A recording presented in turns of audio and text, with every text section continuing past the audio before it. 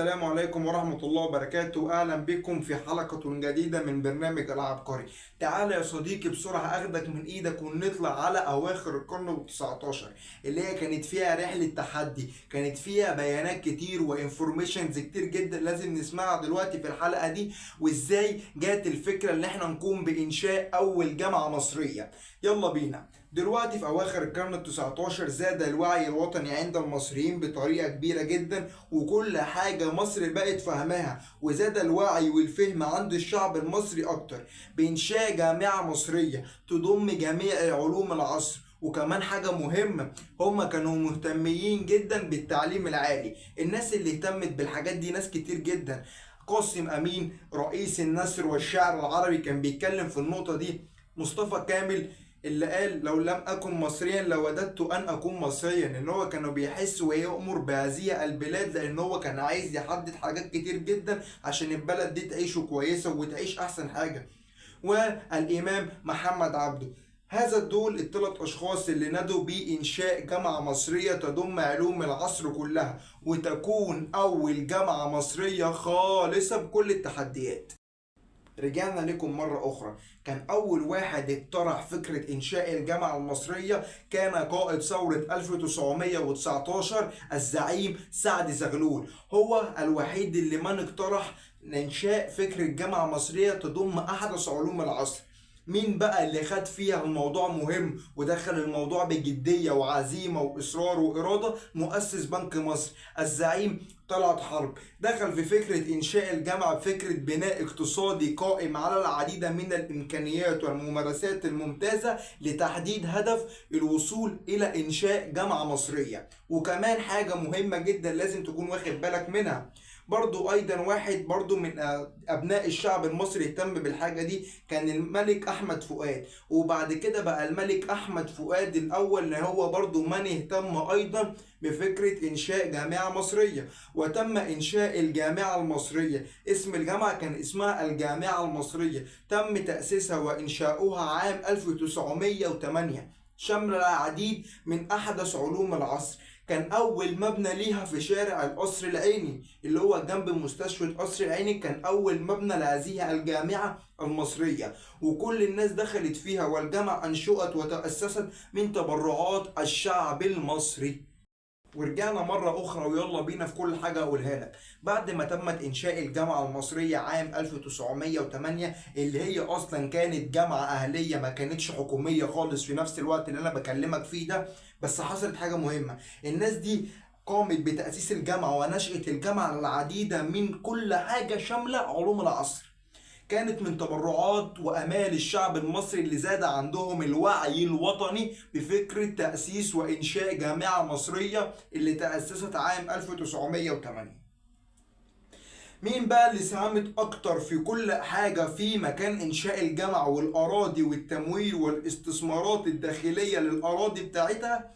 فاطمه اسماعيل اخت الخديوي اسماعيل، اللي عدت بالعديد من الاستثمارات الداخليه وكل حاجه في الاستثمار الاراضي اللي قامت بالبناء عليها الجامعه. يعني الجامعه اتبنت على حاجات كانت تخص اخت الخديوي اسماعيل اللي هي فاطمه اسماعيل.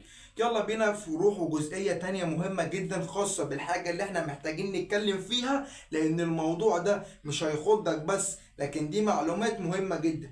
مين بقى اللي مسك في تمصير التعليم وقال لك التعليم مهم وكذا وكذا وكذا؟ اللي هو كان مدعمها الاول لو انت مركز في الحلقة في دعم الاقتصاد الوطني الزعيم طلعت حرب.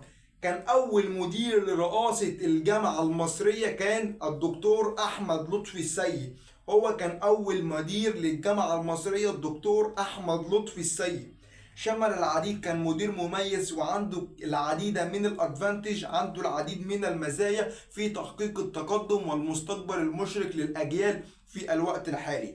تم تغيير اسم الجامعة مرتين.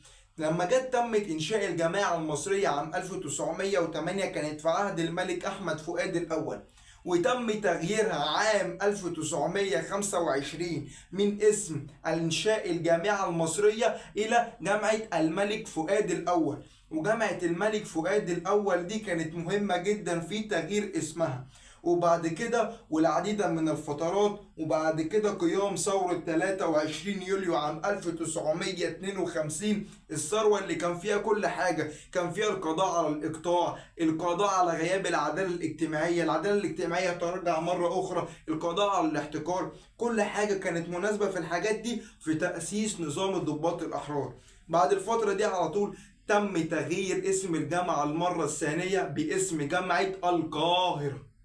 دلوقتي حاجة مهمة لازم نفهمها، الكلية اللي هي كانت مشهورة جدا كانوا 3 كليات: كلية الحقوق، كلية الآداب، كلية العلوم. كانوا 3 كليات مشهورين جدا أول ما تم إنشاء الجامعة المصرية، ولكن بعد ما تم تغييرها مرتين عام 1925 اللي كانت بقولك عليها جامعة فؤاد الأول، وبعد كده بقت جامعة القاهرة بعد ثورة 23 يوليو عام 1952. هذه الجامعة اللي كانت متخصصة في 3 كليات: كلية الآداب، كلية الحقوق، كلية العلوم، وخدت فيها أعلى المراتب وأعلى الامتيازات من الخارج ومن الداخل، من قارة أفريقيا ومن القارات الأوروبية اللي بره. دي حاجة. وبعد كده بقى دخلت كلية الزراعة، ودخلت كلية الطب، ودخلت كلية التجارة، ودخلت العديد من الكليات اللي ليها مصدر رزق كتير حاليا أو في الوقت الفات أو الناس الماضية أو الشخصيات التاريخية. دلوقتي الكلية بقى فيها أكتر، الجامعة بقى فيها أكتر من 25 كلية و25 معهد.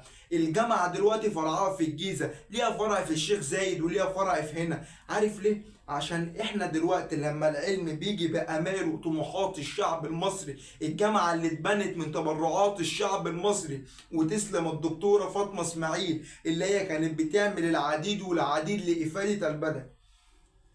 الناس بقى اللي اشتغلت في البلد كتير، والناس اللي دخلت الجامعة كتير، ومنهم علماء كتير. يعني مثلا اللي اشتغل في الجامعة أحمد زويل، تخرج منها رؤساء كتير: محمد أنور السادات، صدام حسين رئيس العراق. من سنة 1973 الناس دي كانت متخرجة من كلية الحقوق جامعة القاهرة، وناس كتير درست فيها: نجيب محفوظ بقى، طه حسين عميد الأدب العربي اللي اشتغل فيها الدكتور أحمد زويل، مجدي يعقوب اتخرج من هناك، مع انه ممكن يكون يشتغل فيها لان هو كان بيدي ندوات وبحوثات علميه هناك، خاصه في مجال الكيمياء اللي احنا كنا بنتكلم عليه. عايز اعرفك حاجه: انشاء الجامعه المصريه ومصر دلوقتي بقى هنا اعرق البلاد في العالم من حيث التعليم.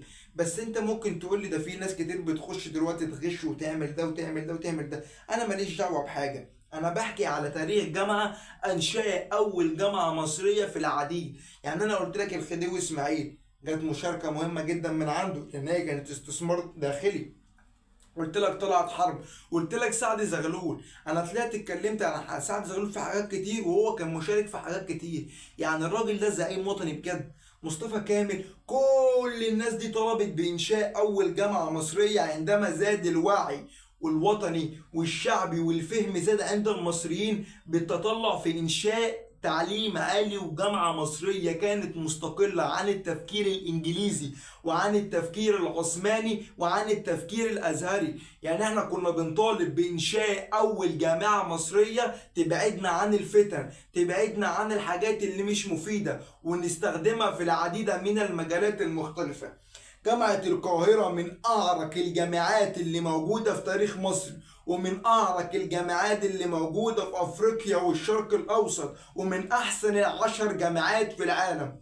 جامعة القاهرة بتنافس على العديد والعديد لأن هي مهمة جدا في الحاجة اللي هي بتفيد بيها البلد. خد بقى عندك كلية تجارة، كلية حقوق، كلية علوم حسابات ومعلومات، فنون تطبيقية، فنون جميلة، تربية رياضية، زراعة، آداب، حقوق.